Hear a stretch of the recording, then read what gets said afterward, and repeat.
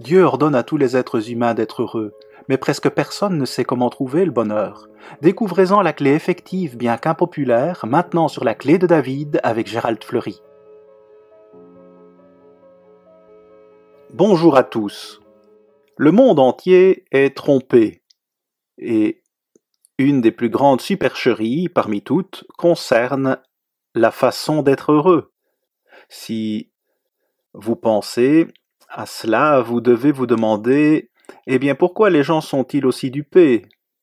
C'est parce que le sujet dont je vais vous parler est souvent considéré comme de l'esclavage, par la façon dont il a été tordu et déformé dans ce monde. Mais nous avons un message télévisé qui est diffusé dans le monde, ou dans une grande partie de ce monde, et une station de radio qui le diffuse. Et j'ai donc remarqué que quand nous parlons, ou que je parle de ce sujet, nous avons moins de demandes que d'habitude. J'aimerais vous mettre au défi de réfléchir à ce sujet et aussi de demander la littérature gratuite que nous vous offrirons à la fin de cette émission. Et comme la plupart d'entre vous le savent, nous distribuons toute notre littérature gratuitement parce que nous croyons que Dieu nous ordonne de le faire. Matthieu 10 et le verset 8 dit « Vous avez reçu gratuitement, donnez gratuitement ». Et c'est ce que nous faisons et continuons de faire depuis 70 ans et plus. Et même aujourd'hui, nous donnons pour environ 1 million de dollars de littérature gratuite aux gens. Et pourtant, nous avons toujours eu les revenus nécessaires pour faire l'œuvre. Donc Dieu nous ordonne bien de faire certaines choses dans la Bible, et nous croyons qu'il nous récompense immensément en obéissant à cela. Mais si vous regardez le monde à venir, il y a de nombreuses prophéties dans votre Bible qui disent que ce sera un monde rempli de bonheur.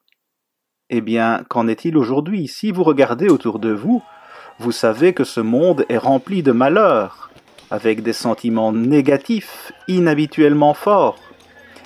Et savez-vous que dans la Bible, Dieu nous ordonne en fait d'être heureux? Alors aujourd'hui, j'aimerais vous parler de la façon d'être heureux et vous rappeler que Dieu est plein de joie. Il est rempli de joie et il nous crée pour être comme lui. Et donc, il veut que nous soyons comblés de cette joie aussi, et seules les personnes qui ont cette joie seront dans sa famille dans l'avenir. Notez ce qui est dit dans Jean 13. Il s'agit en fait de la Pâque qui débute le plan des jours saints de Dieu et qui dit, verset 15, « Car je vous ai donné un exemple ». Ce verset parle de la Pâque et de la façon dont on devrait l'observer, afin que vous fassiez comme je vous ai fait. Faites-le, vous devez le faire de la manière dont il le fait. Verset 17, « Si vous savez ces choses, vous êtes heureux pourvu que vous les pratiquiez. » Donc il a dit, très bien, regardez, si vous suivez mon plan et mon plan magistral des jours saints, eh bien cela vous rendra heureux. Maintenant il parle à son peuple aujourd'hui. Cela vous rendra heureux, bien qu'ils doivent être des gens heureux, c'est-à-dire les véritables élus de Dieu, et ils le sont. Remarquez une autre écriture dans Malachie 4 et verset 2, et je vais lire les versets 2 et 4. « Mais pour vous qui craignez mon nom, se lèvera le soleil de la justice, et la guérison sera sous ses ailes. Vous sortirez et vous sauterez comme les veaux d'une étable. » Voyez, il dit que si vous lui obéissez et faites ce qu'il dit, votre justice sera comme le soleil. Le soleil, elle sera lumineuse et brillante, et vous allez être heureux. Ensuite, il dit aussi que vous serez comme un jeune veau dans l'étable qui est né il n'y a pas très longtemps et qui saute partout parce qu'il est tellement excité d'être en vie et de vivre.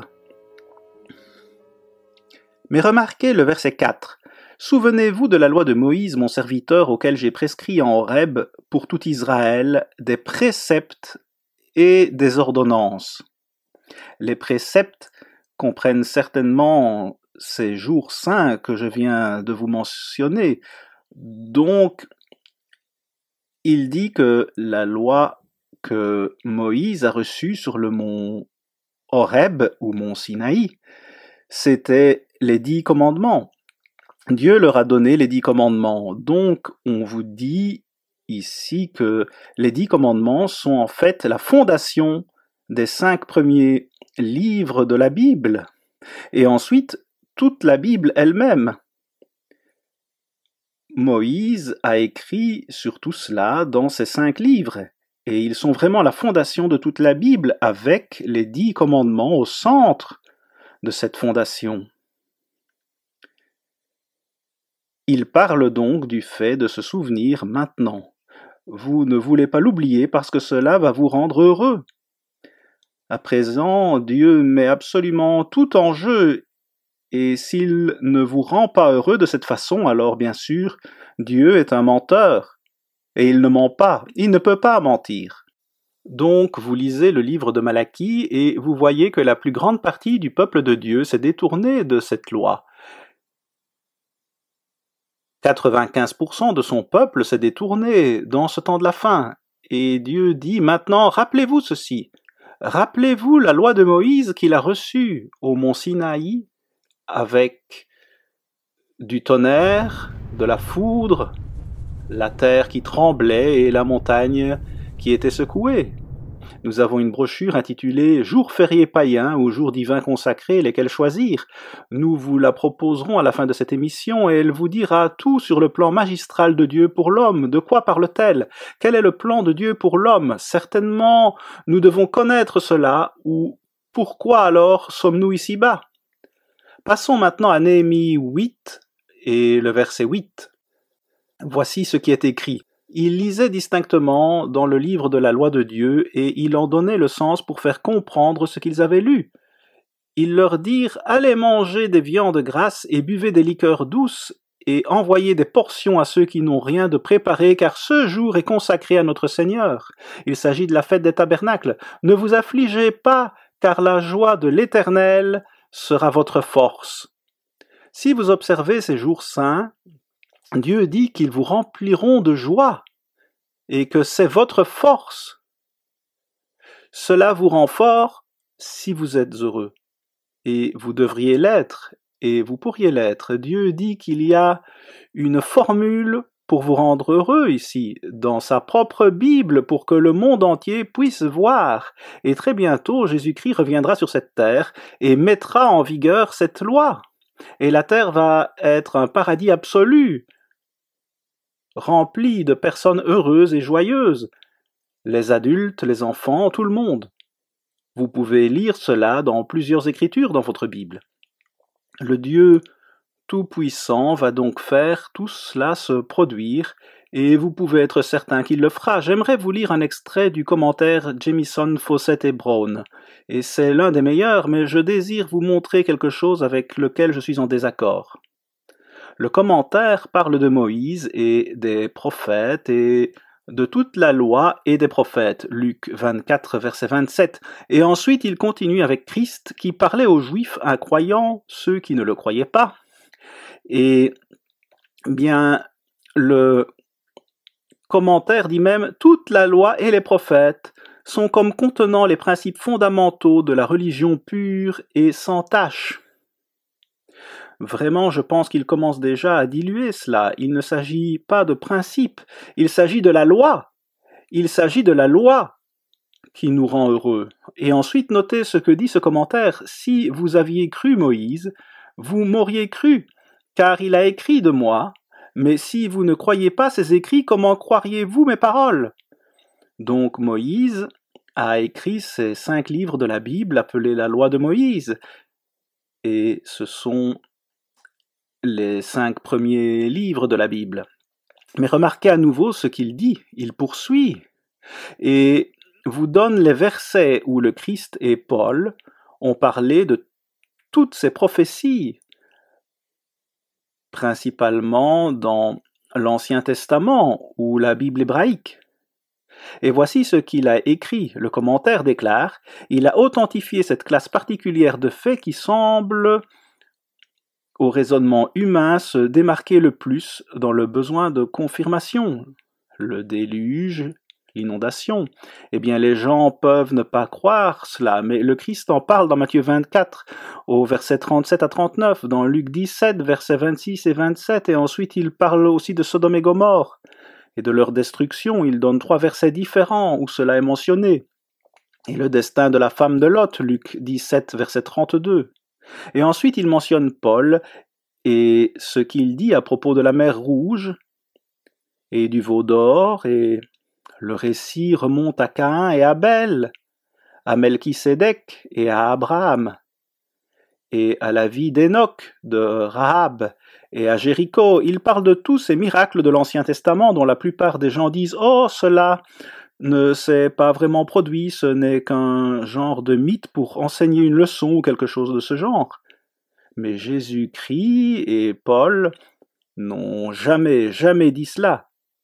Ils ne l'auraient jamais dit. Mais je veux que vous remarquiez ce qu'ils n'ont pas dit dans ce commentaire. Je veux que vous remarquiez qu'ils n'ont pas dit ce que le Christ a dit à propos de la loi, qui est la fondation de toute la Bible. Et Paul parlait au sujet de la loi, dans toute la Bible. Dans le commentaire, rien n'a été dit là-dessus, parce que la plupart d'entre eux croient que la loi a été abolie. Mais qu'est-ce que le Christ a dit?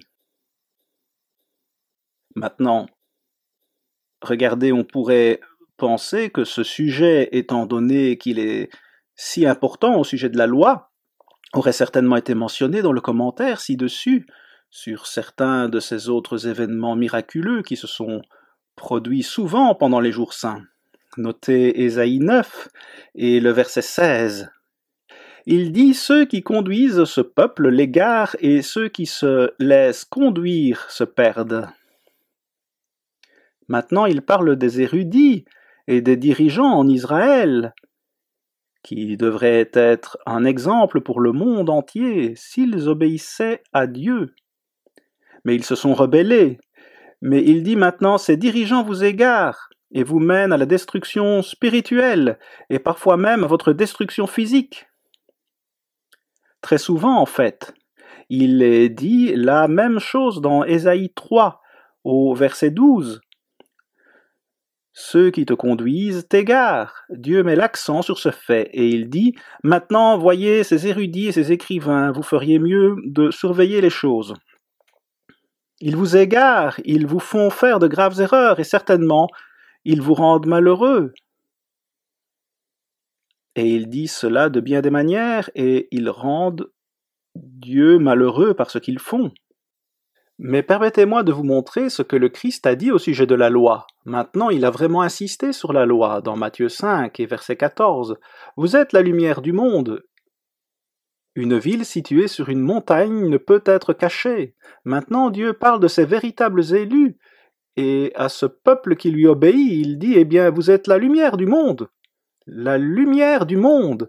Si vous êtes amené à être une lumière dans ce monde, vous allez briller et vous serez heureux. Et les gens le verront, et ce sera, eh bien, probablement très curieux, du moins parfois. Verset 15. Et on n'allume pas une lampe pour la mettre sous le boisseau. Et ainsi de suite, c'est une lumière. Verset 16. Que votre lumière luise devant les hommes, que votre lumière brille devant les hommes, afin qu'ils voient vos bonnes œuvres et qu'ils glorifient votre Père qui est dans les cieux. Waouh! Laissez briller cette lumière et vous glorifierez Dieu au ciel et ils verront vos bonnes œuvres. Verset 17, notez ce verset étonnant qui est si contraire à ce que les commentaires vous diront. Vous ne lirez pas cela, je crois, dans près de 100% des commentaires, ou 99%, ou peu importe. C'est presque 100% de toute façon, verset 17. Ne croyez pas que je sois venu pour abolir la loi. Ne croyez pas que je sois venu pour abolir la loi ou les prophètes. Je suis venu non pour abolir, mais pour accomplir. Tout accomplir. Eh bien, que dites-vous de cela? Il parlait des 10 commandements. Verset 18. Car je vous le dis en vérité, tant que le ciel et la terre ne passeront point, il ne disparaîtra pas de la loi un seul iota ou un seul trait de lettre, jusqu'à ce que tout soit arrivé. Il dit, regardez, je vais mettre un trait à chaque T, un point sur tous les I. Chaque I et chaque T seront vérifiés dans tous les moindres détails alors qu'il vient pour accomplir la loi, pour la remplir complètement, parfaitement. C'est le Fils de Dieu qui était parfait, qui parle, et ce texte est en lettres rouges dans votre Bible, et c'est la fondation de toute la Bible, les 10 commandements. Et c'est au cœur de tout, si vous voulez être heureux. Et pourtant ce monde voit cela comme si vous étiez en esclavage, si vous observez la loi. Mais, oh, quelle tromperie! Voyez ce monde malheureux, misérable et dangereux. Voyez, il s'agit de la loi de Dieu, et la plupart des gens en parlent dans ce monde religieux et chrétien. Ils parlent de la loi qui est abolie. C'est l'opposé de ce que Jésus-Christ a enseigné et dit. Tout le contraire même. Vous devez donc voir ce message profond au sujet du bonheur. Regardez maintenant ce que Paul a dit à propos de la loi, et le commentaire n'en a pas parlé, ils ne le font pas systématiquement dans les autres. Mais Paul dit dans Romains 10 au verset 4, vous pouvez lire les 3 versets précédents aussi, il parle d'Israël qui a un zèle de Dieu, mais ce n'est pas selon la connaissance et la justice. Et voici ce que Paul a dit, Christ est la fin de la loi pour la justification de tous ceux qui croient. Le mot fin, eh bien, il est traduit du grec telos. Il signifie point visant à. Vous arrivez vraiment à voir de près ce que sont Dieu et le Christ, et cela nous rapproche du Christ. Et si vous observez cette loi et le faites comme Dieu vous l'ordonne à la fin, si vous le faites spirituellement, vous aurez le caractère même du Christ. Vous allez avoir son esprit, sa pensée, Philippiens 2, verset 5, et vous allez suivre son exemple, 1 Pierre 2, verset 21, et vous allez observer la loi d'amour. Le verset 3 de 1 Jean 5 dit « Car l'amour de Dieu consiste à garder ses commandements, et ses commandements ne sont pas pénibles. » Ils ne sont pas pénibles, contrairement à ce que disent les gens. Non, ils ne le sont pas, ils vous rendent heureux. Et ils vous remplissent d'amour et de tant de caractéristiques merveilleuses. Voyez combien les politiciens se détestent les uns les autres aujourd'hui. Et la Bible dit que vous devez aimer votre prochain, même vos ennemis. Ils disent souvent combien ils sont religieux et oh, la haine dans leur vie. Ils ne font pas ce que le Christ a dit s'ils font cela. Cela peut certainement offenser les gens, mais c'est ce que votre Bible déclare. Vous voyez, le Christ a dit que vous allez être comme le soleil, vous allez briller pour que les gens puissent voir. Vous ne haïssez pas les gens, vous les aimez, vous leur donnez de toutes les manières que vous pouvez.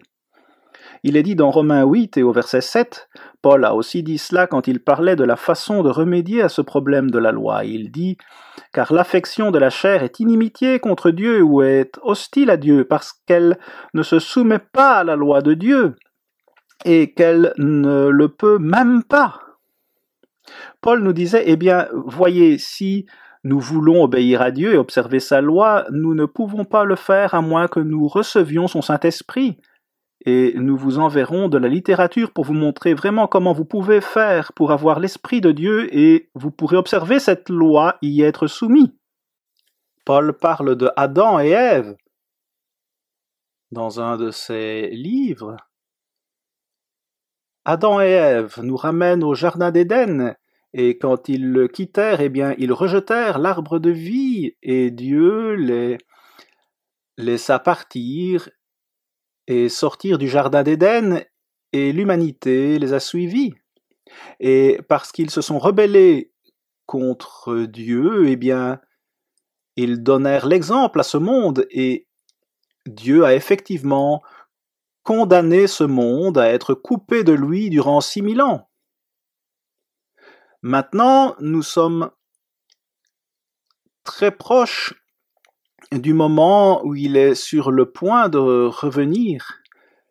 Ils ont eu leurs 6 jours, symbolisés par la semaine, et Jésus-Christ va utiliser ce 7e jour et combler ce monde de bonheur et de joie. Beaucoup d'écrits nous disent cela, mais qui les croit?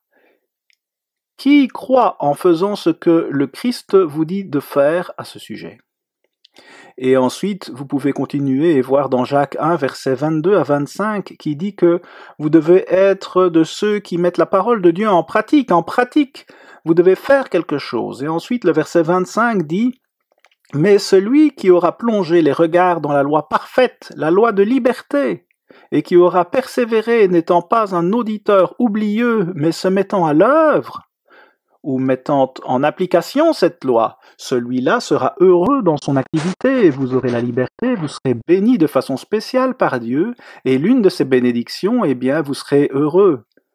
Parce que vous avez la liberté. Comment pouvez-vous être heureux sans la liberté? Les gens dans ce monde croient qu'ils ont la liberté, mais ils sont vraiment en esclavage. Lisez 2 Corinthiens 4, verset 4. Cela parle de Satan comme étant le Dieu de ce monde. Cela signifie que ce monde l'adore, et il est en esclavage. Il ne peut pas vous montrer autre chose que la servitude. Mais ô combien ce monde est trompé, et Satan est celui qui a fait cela. Verset 18 de Proverbe 29. Où il n'y a pas de vision, le peuple périt, mais celui qui garde la loi, heureux est-il. Cela vous rend heureux et vous donne de la vision. Et cela signifie vraiment que vous savez comment gérer les choses dans votre vie. Vous solutionnez vos problèmes, vous avez de la vision, vous savez où vous allez, et vous savez où Dieu emmène chacun de nous. Il est dit au verset 4 de Daniel 12, eh bien laissez-moi lire le verset 3, « Ceux qui auront été intelligents brilleront comme la splendeur du ciel, et ceux qui auront enseigné la justice à la multitude brilleront comme les étoiles à toujours et à perpétuité. Si vous tournez les gens vers la justice, vous allez briller pour toujours, comme les étoiles. » Que dites-vous de cela? Mais au verset 4, il est dit, « Et toi, Daniel, cache les paroles et scelle le livre jusqu'au temps de la fin. Plusieurs courront çà et là, et la connaissance sera augmentée. » Eh bien, vous voyez, ils courront çà et là, et les choses ne vont pas fonctionner de la façon dont ils le pensaient. Et ensuite, au verset 9, il dit « Va, Daniel, car ces paroles seront tenues secrètes et scellées jusqu'au temps de la fin. » Et nous avons une brochure qui vous expliquera que ce livre de Daniel n'est plus scellé. Il devait être ouvert seulement dans ce temps de la fin. Et elle vous montrera pourquoi le monde est tellement rempli de malheur et comment vous pouvez remplir votre vie de bonheur, de joie et viser un très grand but. Cela ne signifie pas que vous n'aurez pas quelques épreuves et tests, mais il nous est dit dans la Bible de nous réjouir même lorsque vous subissez d'ardentes épreuves, parce que Dieu introduit cela dans votre vie si vous le craignez. Et il va développer en vous le caractère même de Dieu. Et il vous accordera un avenir assis sur le trône avec Jésus-Christ en tant qu'épouse du Christ, et un fils même de Dieu né dans la famille même de Dieu. Vous pouvez continuer et voir dans Daniel chapitre 9 comment Israël a transgressé la loi de Dieu, la loi de Moïse, et Dieu devait le punir. Il condamne tout Israël et il se trouve que cela inclut l'Amérique, la Grande-Bretagne et la nation juive et quelques autres nations sur cette terre, mais ces trois-là en particulier parce qu'elles ont reçu des bénédictions spéciales. Et Dieu attend plus de leur part. Et nous avons de la littérature. Notre livre Les Anglo-Saxons, selon la prophétie, vous expliquera tout cela, et c'est un livre étonnant. Mais Dieu dit que nous devons nous détourner de nos iniquités. nous détourner de nos péchés et nous tourner vers cette loi d'amour, cette loi de bonheur, cette loi de liberté et cette loi de joie. Dieu veut que nous soyons comblés de cette vie abondante. Il dit qu'il est venu, le Christ est venu pour nous combler de cette vie abondante. À la semaine prochaine, ici Gérald Fleury. Au revoir les amis.